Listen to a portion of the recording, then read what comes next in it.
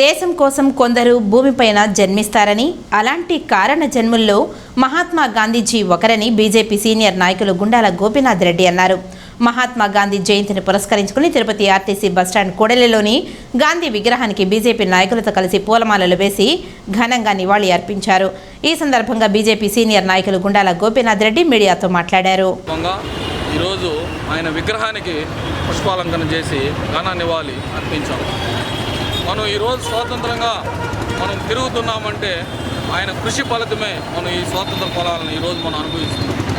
ముఖ్యంగా అహింసావాదంతో మన స్వాతంత్రాన్ని తీసుకొచ్చిన మహానుభావుడు గాంధీ గారు. ఆయన ఆశయ సాధన కోసం ప్రతి ఒక్కరూ కృషి చేయాలని ఈ సందర్భంగా తెలియజేసుకుంటూ, ప్రతి ఒక్కరూ ఆయన ఆశయాలకు అనుగుణంగా మనం పనిచేసి మన దేశ అభివృద్ధిని ప్రపంచంలో నెంబర్ 1గా నిలిపేదానికి ప్రతి ఒక్క భారతీయుడు కృషి చేయాలని